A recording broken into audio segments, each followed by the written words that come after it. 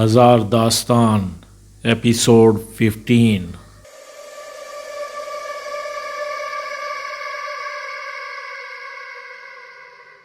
بہت پہلے، تقریباً 10 سال پہلے، نور بانو نے آرزو کے بارے میں کمال رائے سے کہا تھا کہ اس لڑکی پر 15واں سال بہت بھاری ہوگا۔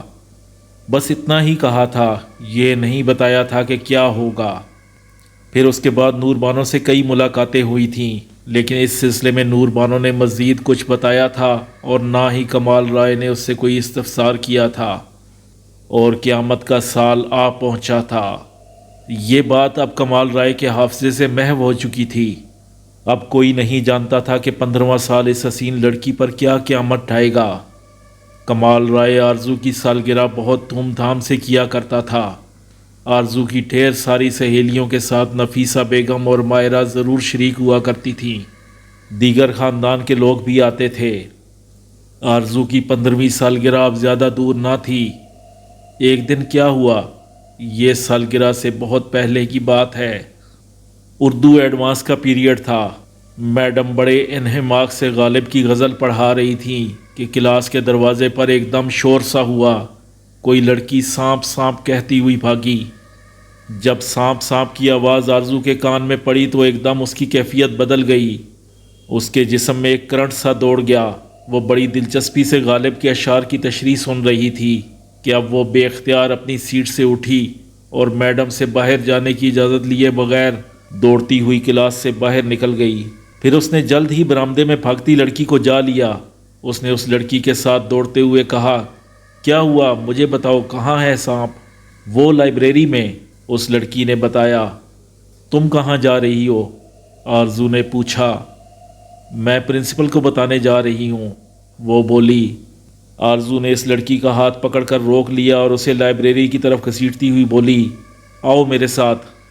پھر جب وہ لائبریری میں پہنچی تو اچھا خاصا ہنگامہ مچا ہوا تھا۔ لڑکیاں دروازے پر کھڑی چیخ رہی تھیں۔ آہستہ آہستہ یہ خبر کالج کی ہر کلاس تک پہنچ گئی کہ لائبریری میں سانپ نکل آیا ہے۔ دیکھتے ہی دیکھتے بے شمار لڑکیاں لائبریری کے سامنے اکٹھی ہو گئیں۔ کہاں ہے سانپ، مجھے بتاؤ، آرزو لائبریری میں گھستے ہوئے بولی۔ تم کیا کرو گی؟ پرنسپل صاحبہ کو آنے دو، آفس سے کسی مرد کو بلاؤ۔ کئی لڑکیوں نے اسے اندر جانے سے روکا۔ ارے ہٹو، آرزو نے جھٹکا دے کر لڑکیوں کو پرے کیا اور اندر گھس گئی۔ لائبریری میں اس وقت کوئی نہ تھا، پوری لائبریری خالی تھی۔ لائبریرین بھی اندر موجود نہ تھی۔ لائبریری کے دروازے سے مختلف آوازیں آ رہی تھیں۔ سانپ ناولوں والے شیلف میں تھا، اب بھی اسی شیلف کے پیچھے ہے۔ کوئی کہہ رہا تھا میز پر تھا، کوئی بول رہا تھا نہیں کرسی کے نیچے تھا۔ غرض جتنے منہ تھے اتنی باتیں۔ آرزو نے لائبریری کے درمیان کھڑے ہو کر ایک جائزہ لیا۔ وہ گہرے گہرے سانس لے رہی تھی اور اس کی آنکھوں میں ایک خاص قسم کی چمک بڑھتی جا رہی تھی۔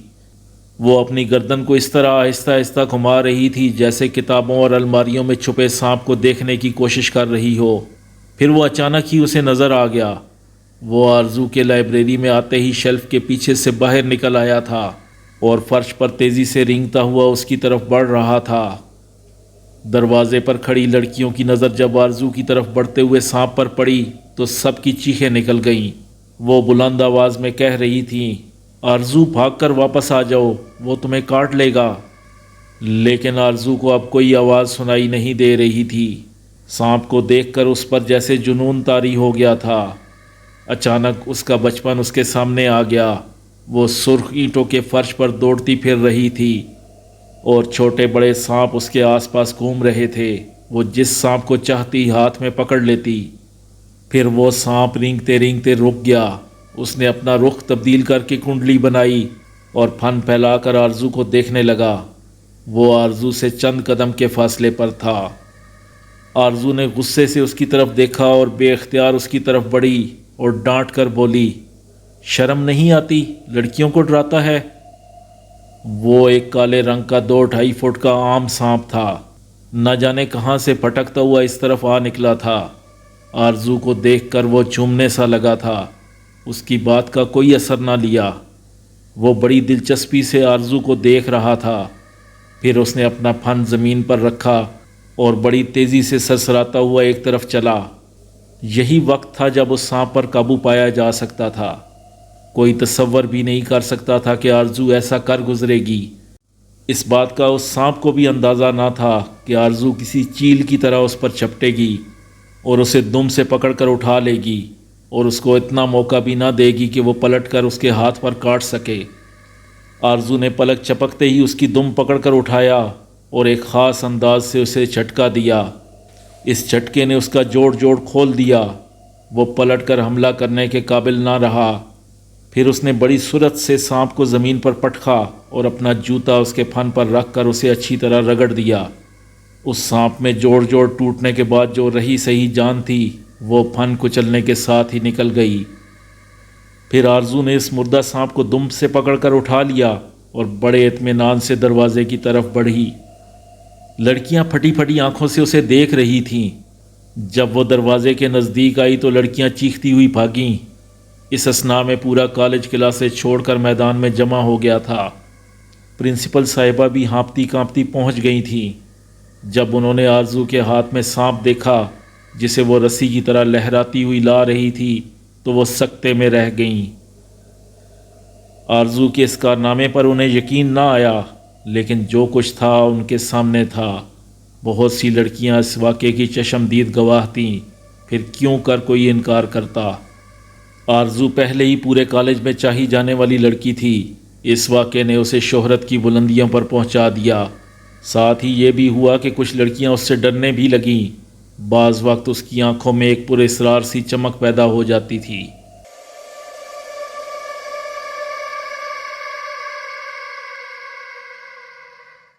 پھر ایک اور واقعہ پیش آیا۔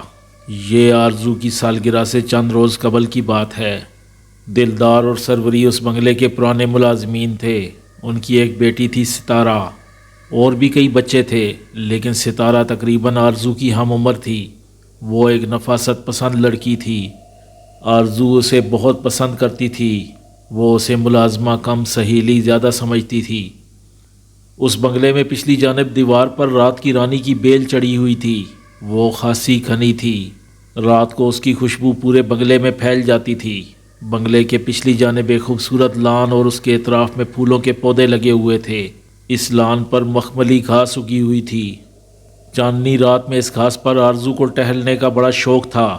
اس کے ساتھ ستارہ بھی ہوتی تھی۔ دونوں ٹہلتے ہوئے دنیا جہان کی باتیں کیا کرتی۔ ستارہ 8ویں پاس کر کے گھر بیٹھ گئی تھی، جبکہ آرزو کا تعلیمی سفر جاری تھا۔ آرزو چاہتی تھی کہ ستارہ آگے پڑھے، لیکن اس کے والدین کا خیال تھا کہ اگر لڑکی زیادہ پڑھ گئی تو برادری میں اس کے لیے بر تلاش کرنا مشکل ہو جائے گا۔ ایک طرح سے وہ ٹھیک سوچتے تھے۔ پھر آرزو نے ان کے لیے مسائل بڑھانا مناسب نہ سمجھا۔ ستارہ گھر بیٹھ گئی اور اس نے آرزو کا کام کاج سنبھال لیا۔ اس شام ستارہ اپنے کوارٹر سے نکل کر بنگلے کی طرف بڑھی تو اچانک اس کی نظر رات کی رانی پر پڑی۔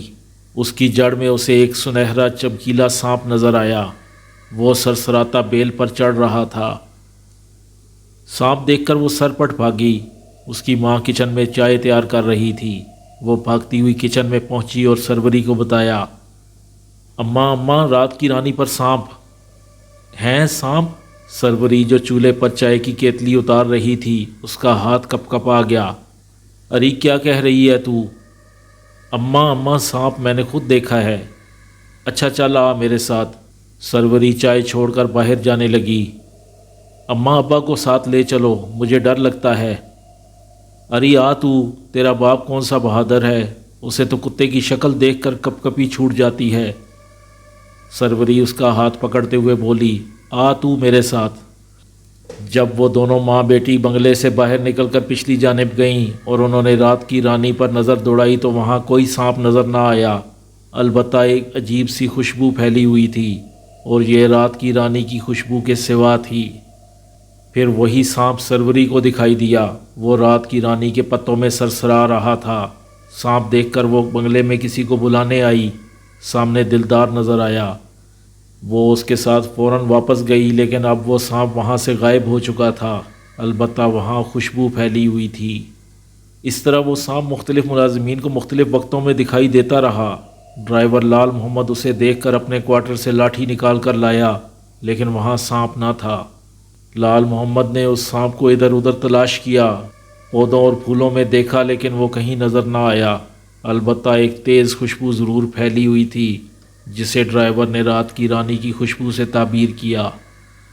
رات کی رانی کے پودے کے سامنے آرزو کا کمرہ تھا۔ اگر اس کے کمرے کے پردے ہٹے ہوتے تو اسے وہاں سے واضح طور پر دیکھا جا سکتا تھا۔ ابھی تک سانپ دکھائی دینے کی خبر آرزو کو نہیں بتائی گئی تھی۔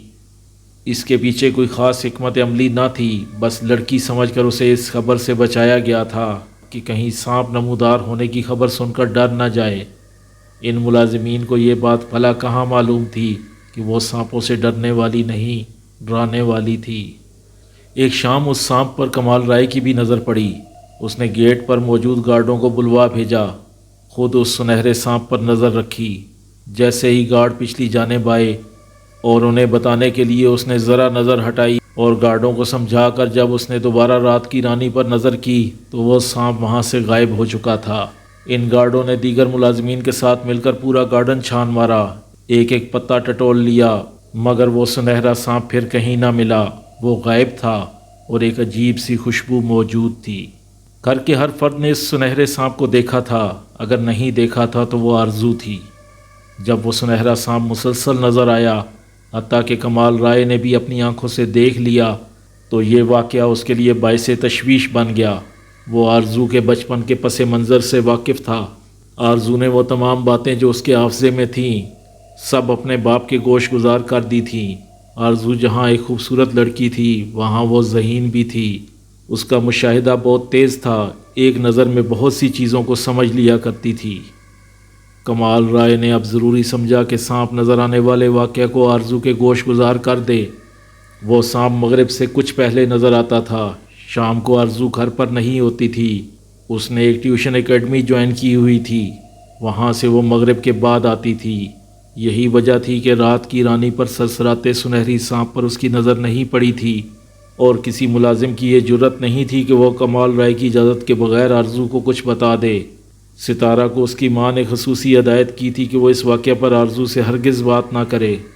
ستارہ نے اس مسئلے پر بات کرنے سے خود کو بڑی مشکل سے روکا۔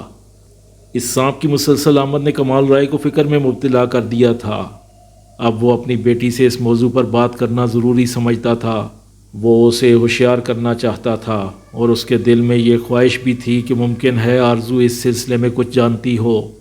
بہرحال اس رات کھانا کھانے کے بعد کمال رائے نے آرزو سے کہا، آؤ بیٹا اوپر چلو، وہاں بیٹھ کر کافی پئیں گے۔ چلیے بابا۔ آرزو فوراً ہی راضی ہو گئی۔ پھر اس نے ایک نظر اپنے باپ پر ڈالی۔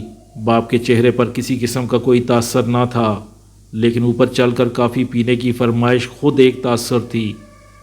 اتنا بڑا بنگلہ تھا، نیچے کئی کمرے تھے، کمال رائے کا اپنا بیڈ روم بھی تھا، اوپر کا بیڈ روم بھی کمال رائے کے استعمال میں تھا۔ وہ اپنی مرضی کے مطابق کبھی اوپر اور کبھی نیچے ہوتا تھا۔ بابا کوئی خاص بات ہے؟ سیڑھیاں چڑھتے ہوئے آرزو نے پوچھا۔ اس بات کا احساس تمہیں کیسے ہوا؟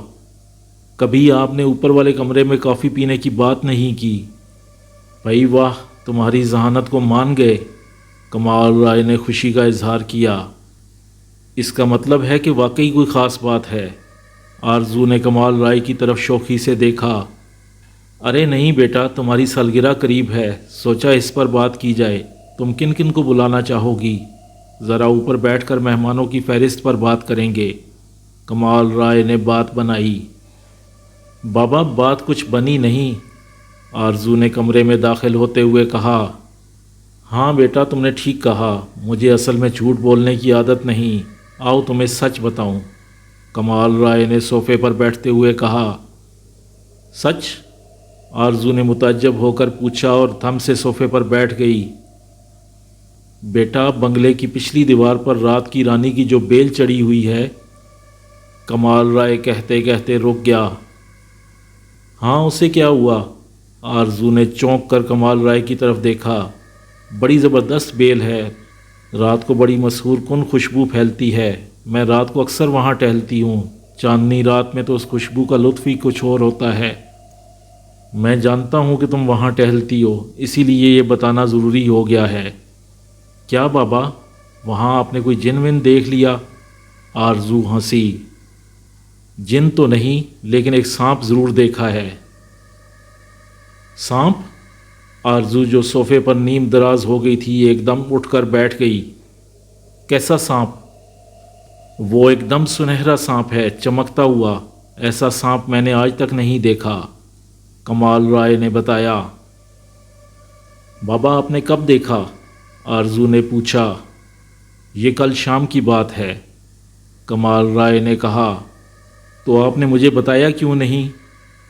پہلے سوچا تھا کہ نہ بتاؤں، لیکن وہ مسلسل نظر آ رہا ہے۔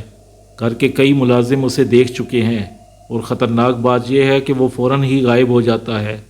میں نے سوچا کہ تمہیں بتا دوں، کہیں تم ڈر نہ جانا۔ آپ پریشان نہ ہو بابا، میں سانپوں سے بالکل نہیں ڈرتی۔ آپ کو تو بتا چکی ہوں کہ میرا بچپن سانپوں سے کھیلتے ہوئے گزرا ہے۔ میں ابھی نیچے جا کر رات کی رانی کا جائزہ لیتی ہوں، آرزو نے بڑے اطمینان سے کہا۔ اب وہاں جانا بیکار ہے، وہ مغرب سے ذرا پہلے مل جگہ اندھیرے میں نظر آتا ہے۔ اس وقت تو میں اکیڈمی میں ہوتی ہوں۔ کل چھٹی ہے، میں شام کو دیکھوں گی۔ بیٹا پتہ نہیں کیوں میرا دل گھبرا رہا ہے، کمال رائے نے اپنی پریشانی کا اظہار کیا۔ آخر کیوں بابا؟ آرزو نے اپنے باپ کا چہرہ دیکھتے ہوئے کہا۔ میں سوچ رہا ہوں کہ اس رات کی رانی کو کٹوا دوں، نہ رہے گا بانس نہ بجے گی بانسری۔ ہرگز نہیں بابا، ایسے خوشبو بکھیرنے والے پودے کو میں کبھی نہیں کٹنے دوں گی۔ آپ بالکل پریشان نہ ہوں، ذرا میں ایک نظر اس سانپ کو دیکھ لوں، پھر آپ کو بتاؤں گی کہ کیا کرنا ہے۔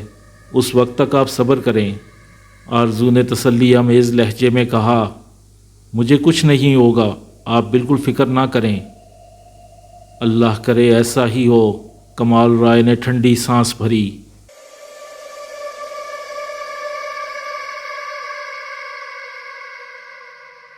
اگلے دن اکیڈمی کی چھٹی تھی، وہ شام کو گھر پر ہی رہی۔ شام کو ستارہ جب اس کے کمرے میں چائے لے کر آئی تو اس نے ایک انگلی کے اشارے سے اسے اپنی طرف بلایا۔ ادھر آ۔ اس کے بلانے کا انداز ایسا تھا کہ ستارہ ٹھٹک گئی۔ اس نے آرزو کے چہرے پر خفگی کے آثار تلاش کیے لیکن کہیں نظر نہ آئے۔ بہرحال ایک انگلی کے ذریعے بلانے کے انداز سے یہ ظاہر ہوتا تھا جیسے ستارہ سے کوئی قصور ہو گیا ہے۔ وہ چائے کی ٹرے شیشے کی میز پر رکھ کر ڈرتے ڈرتے اس کی طرف بڑھی۔ جی بی بی؟ جی بی بی جی کی بچی، تجھے شرم نہیں آتی؟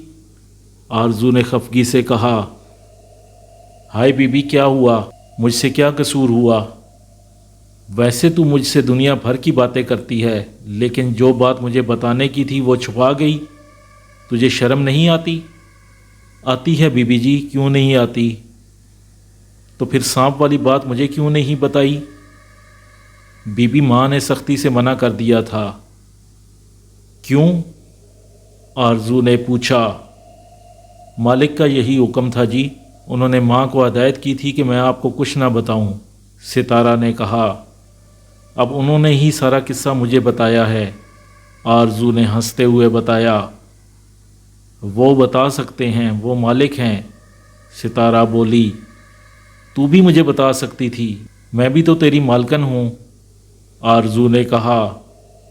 آپ کا تو جواب ہی نہیں، آپ تو بڑی پیاری سی مالکن ہیں، اللہ ایسی مالکن سب کو دے، ستارہ نے دعا کے لیے ہاتھ اٹھائے۔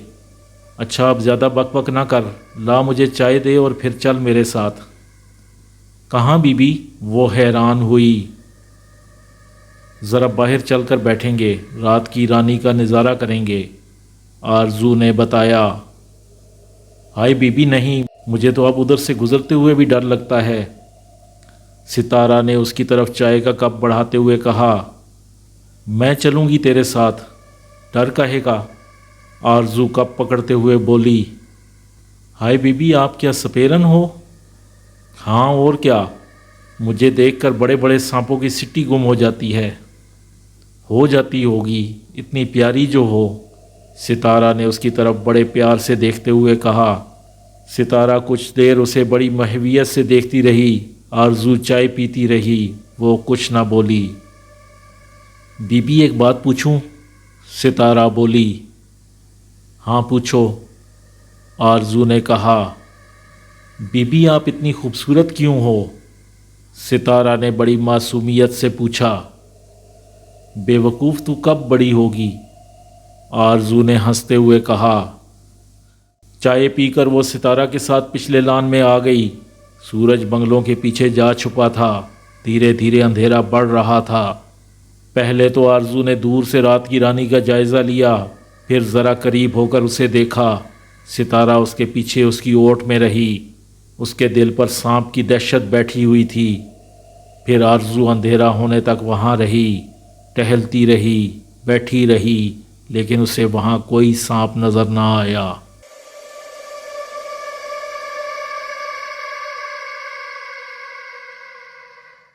आज की शाम बहुत हसीन थी, और क्यों ना होती। आज आरजू की सालगिरह थी। आज उसे 15वां साल लग गया था। कमाल राय आरजू की सालगिरह बहुत धूमधाम से मनाता था।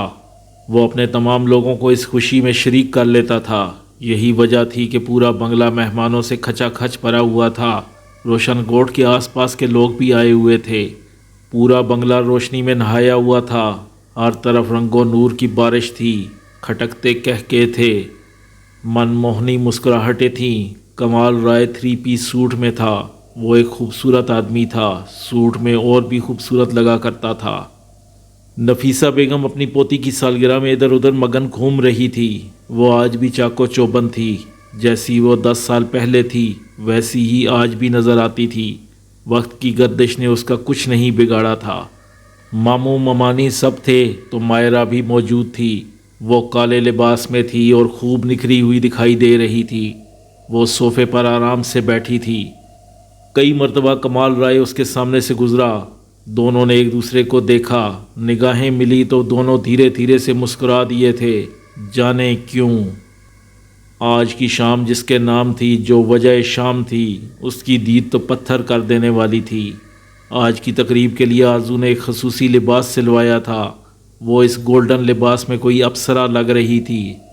वैसे भी वो इस कदर हसीन थी कि इस दुनिया की लगती ही ना थी। वो तो कोहे काफ की मालूम होती थी। वो अपनी सहेलियों के साथ बंगले के लाउंज में बैठी थी। खूब नकरई कहे बिखर रहे थे। लतीफ़े सुनाए जा रहे थे। एक दूसरे पर फ़िक्रेबाजी की जा रही थी। आरजू के बराबर महरुन्निसा बैठी थी। वो उसके कॉलेज की दोस्त थी। सब सहेलियों में वो महरुन्निसा के ज़्यादा करीब थी। वो उसे प्यार से मेरी महरू कहा करती थी। महरू को जब आरजू ने अपनी सालगिरह की दावत दी तो वो ज़रा सा हिचकिचाई। कैसे आऊँ? क्या मसला है? आरजू ने फ़ौरन वजाहत चाही। यार, रात हो जाएगी, अकेले में कैसे वापस जाऊंगी? तुम अपनी गाड़ी के बजाय टैक्सी में आ जाना, उधर से मैं अपने ड्राइवर के साथ भिजवा दूंगी। मेरी किस्मत में क्या ड्राइवर ही रह गया है? महरुन्निसा ने उसे तिरछी निगाहों से देखा। क्या करूं, मेरा कोई भाई नहीं है ना, वरना तेरे साथ अपना भाई कर देती। आरजू ने हंसकर कहा। फिर एकदम उसे ख्याल आया, पर तेरा भाई तो है, महरू तो उसके साथ क्यों नहीं आ जाती? हद्दे अदब, वो मेरे बड़े भाई हैं, उन कहो। सॉरी यार, उनके साथ आ जाओ, रात को उनके साथ ही चली जाना। सालगिरह में बुलावा मेरा है, भला वो क्यों आने लगे? जानती नहीं मेरे भाई बड़ी नाक वाले हैं। वो हंसी। मैं कौन सी उनकी नाक काट रही हूँ? आरजू शोखी से बोली। तुम्हें उन्हें बुलावा देना होगा। कोई मसला नहीं, तुझे बुलाने के लिए तो मैं किसी देव को भी दावत दे सकती हूँ। खबरदार जो मेरे भाई को देव कहा, वो तो राजकुमार हैं, राजकुमार। देखेगी तो अपनी उंगली काट बैठेगी। यूसुफ सानी है क्या? आरजू ने तीखे लहजे में पूछा। ऐसा ही समझ। महरू ने उसे तिरछी नज़रों से देखा। अच्छा तो देखना ही पड़ेगा। बोल किस तरह बुलावा दूँ? फ़ोन पर दरख्वास्त कर लेना। चल मंजूर। फिर आरजू ने वादे के मुताबिक फ़ोन पर बात की तो उसने थोड़ा सा तकल्लुफ़ दिखाने के बाद आने की हामी भर ली। लेकिन आज शाम को उसे कहीं ज़रूरी जाना था, इसलिए वो महरू को छोड़कर जल्द अज जल्द वापसी का कह कर चला गया था। आरजू से उसकी मुलाकात ना हो सकी थी। जब सारे मेहमान आ चुके और सारी तैयारियां हो चुकीं तो कमाल राय ने आरजू को बाहर बुलवाया। वो अपनी सहेलियों के साथ लान पर आई। शीशे की एक खूबसूरत मेज़ पर बड़ा सा केक रखा था। आरजू ने केक काटा तो हर तरफ हैप्पी बर्थडे का शोर मच गया। पुरतकल्लुफ़ खाने के बाद म्यूज़िक प्रोग्राम रखा गया था।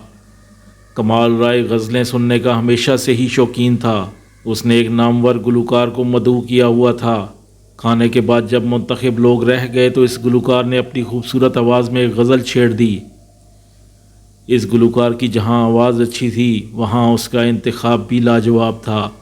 जब उसने पहली गज़ल छेड़ी, जब से तूने मुझे दीवाना बना रखा है, तो इसका ज़ोरदार तालियों की गूंज में स्वागत किया गया।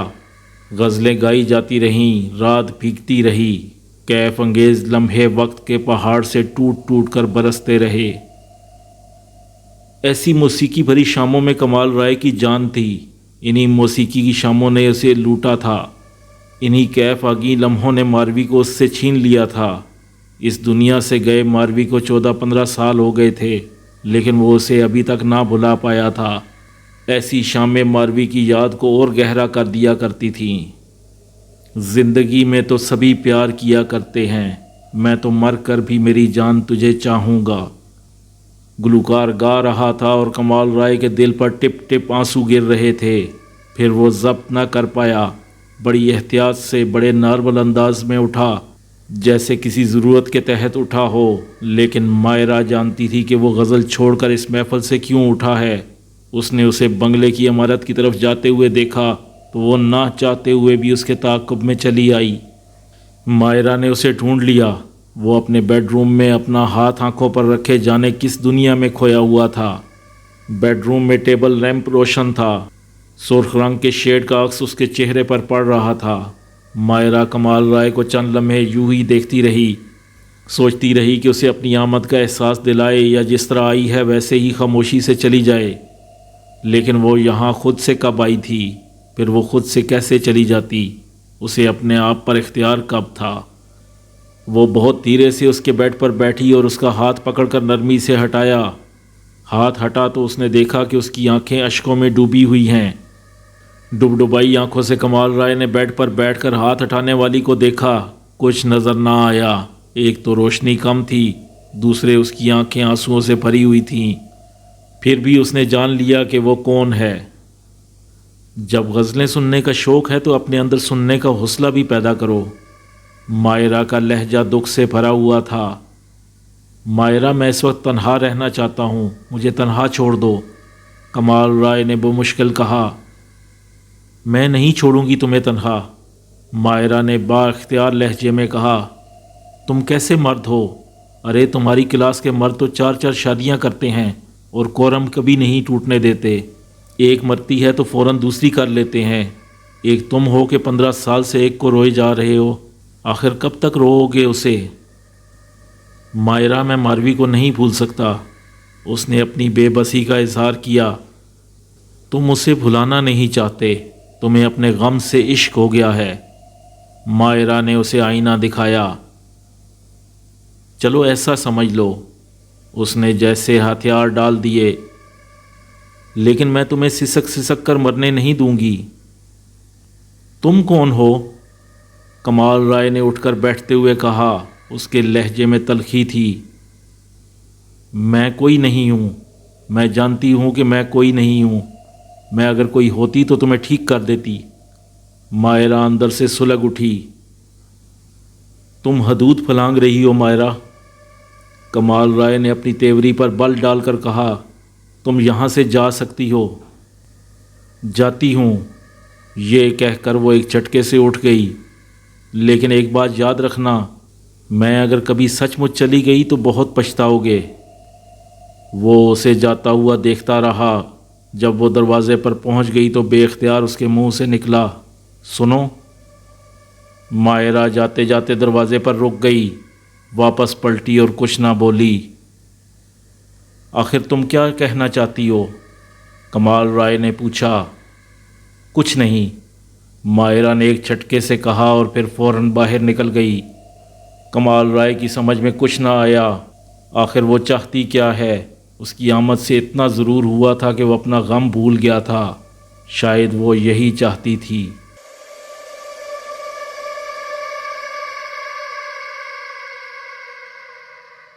آرزو نے بھی اپنے باپ کو اٹھتے ہوئے دیکھا تھا۔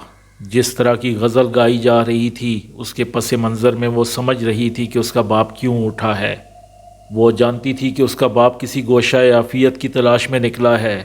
وہ اپنے باپ کے دکھ سے اچھی طرح واقف ہو گئی تھی۔ کمال رائے اکثر یہ بات کہا کرتا تھا کہ آرزو نے اس کی زندگی بچا لی، ورنہ جانے وہ کب کا مر چکا ہوتا۔ ابھی وہ اٹھنے کا سوچ ہی رہی تھی کہ مہر النساء نے اچانک کہا، اچھا آرزو میں اب چلوں؟ کیوں، اپنے بھائی کو تو آنے دو۔ آرزو نے کہا، وہ آ گئے ہیں، وہ مجھے نظر آ رہے ہیں۔ مہر النساء بولی، اچھا کہاں ہیں؟ ذرا مجھے تو ملواؤ، میں ان سے پوچھوں کہ اس طرح کسی کی سالگرہ میں آیا جاتا ہے۔ آرزو ہنستے ہوئے اٹھ کھڑی ہوئی۔ مہر النساء نے یہ کہہ کر قدم آگے بڑھایا۔ آرزو اس کے ساتھ چلنے لگی۔ اس وقت مہمانوں کی تعداد خاصی کم ہو گئی تھی۔ اب یہاں وہ مہمان تھے جو اندرون سندھ سے آئے تھے، یا وہ لوگ تھے جنہیں غزل سے شغف تھا۔ جب وہ مہمانوں کے درمیان سے سوئمنگ پول کی طرف بڑھی تو اسے وہاں کھڑا ہوا نوجوان دور ہی سے نظر آ گیا۔ وہ سوئمنگ پول کے کنارے کھڑا اپنا عکس ساکت پانی میں دیکھ رہا تھا۔ پھر اسی پانی میں اس نے ایک سنہری جل پری کو دیکھا۔ جب اس نے نظریں اٹھائیں تو وہ دونوں بالکل اس کے نزدیک پہنچ چکی تھیں۔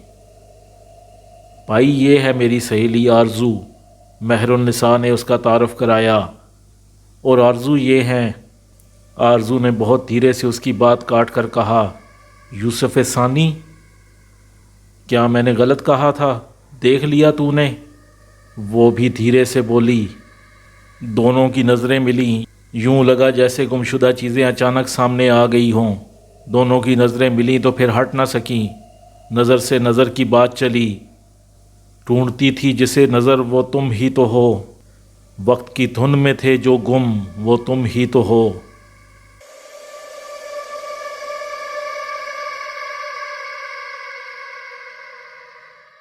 وہ دونوں ایک دوسرے کو دیکھ رہے تھے اور مہر النساء ان دونوں کو دیکھ رہی تھی۔ پھر اس سے رہا نہ گیا۔ وہ زور سے کھنکاری اور بولی، ارے بھائی، یہ بتائیں کیا آپ لوگ ایک دوسرے کو پہلے سے جانتے ہیں؟ کسی زمانے کے بچھڑے ہوئے ملے ہیں؟ آخر کیا معاملہ ہے؟ کچھ تو بتائیں۔ تب اچانک دونوں کو ہوش آیا، محویت ٹوٹی۔ دونوں نے ایک دوسرے کو اجنبی نگاہوں سے دیکھا۔ آپ سے مل کر خوشی ہوئی، آرزو نے کہا۔ مجھے بھی، اس نے تائید کی۔ لیکن آپ دونوں کو ملا کر میں مشکل میں پڑ گئی۔ مہر النساء ہنسی۔ وہ کیوں؟ وہ دونوں بے یک وقت بولے۔ اس لیے کہ دوست دوست نہ رہا، بھائی بھائی نہ رہا۔ مہر النساء نے باری باری دونوں کی طرف دیکھتے ہوئے کہا۔ مہرو کی بات سن کر دونوں کی نگاہیں بے یک وقت جھک گئیں۔ اچھا ہم چلتے ہیں، اس نے آرزو کی طرف دیکھا۔ اچھا، آرزو نے بہت سادگی سے کہا۔ ارے واہ، بڑے آرام سے جانے کی اجازت دے دی، تو بھائی سے لڑنے کے لیے آئی تھی۔ مہرو نے اس کے بازو پر چٹکی بھری۔ ہاں آرزو صاحبہ، میں معذرت خواہ ہوں، مجھے آنے میں دیر ہو گئی۔ آپ کو سالگرہ مبارک ہو۔ اسے جیسے اب ہوش آیا۔ آپ نے کھانا کھایا؟ اب آرزو کو بھی ہوش آیا۔ جی ہاں، میں کھانا کھا کر آ رہا ہوں۔ آپ مناسب سمجھے تو تھوڑا سا کیک چکھ لیں۔ آرزو نے مہرو کی طرف دیکھا۔ ارے مجھے کیا دیکھتی ہے؟ مہرو چہک کر بولی۔ میرا خیال ہے کہ یہ کوئی نامناسب بات بھی نہیں، کیوں مہرو؟ ہاں بھائی، اس میں بھلا نامناسب بات کون سی ہے؟ وہ آنکھیں مٹکا کر بولی۔ آئیں پھر، آرزو نے ہاتھ سے اشارہ کیا۔ وہ دونوں بہن بھائی کو ڈرائنگ روم میں لے آئی۔ ستارہ سے کیک اور کافی لانے کو کہا۔ ڈرائنگ روم کے صوفے پر آرزو اور مہرو بیٹھ گئیں اور سامنے والے صوفے پر وہ بیٹھ گیا۔ آرزو نے نگاہ اٹھا کر اسے دیکھا۔ وہ پہلے سے اس کی طرف دیکھ رہا تھا۔ تجھے زمیں پر بلایا گیا ہے میرے لیے، باہر سے آواز آ رہی تھی۔ گلوکار دل پر اثر کرنے والے انداز میں گا رہا تھا۔